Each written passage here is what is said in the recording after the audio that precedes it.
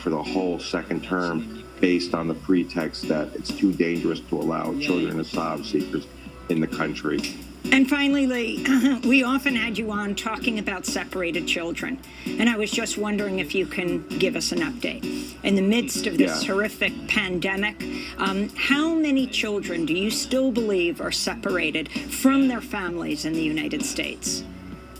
Victims of child sex trafficking. So that's a great question, and unfortunately, the government had only given us part of the names in the beginning. They gave us another 1,500 children late, and only because it was exposed by internal government reports.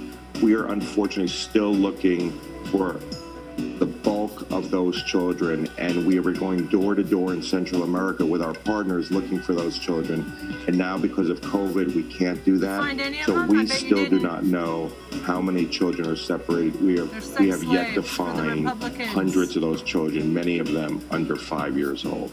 And finally, the fate of asylum law in the United States under almost 4 years of President Trump.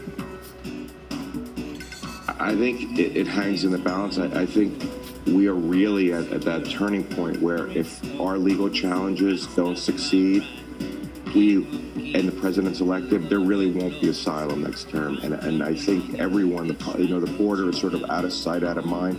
People need to look back on history, think about what happened with their ancestors. A lot of people in this country benefited from the United States' commitment to provide protection after World War II. This would be an unfortunate thing in the United States if all of a sudden we turned our back on the group that needs asylum now. Because sooner or later, different groups need asylum. We really cannot end asylum. But that's what's happening if the Trump administration gets its way.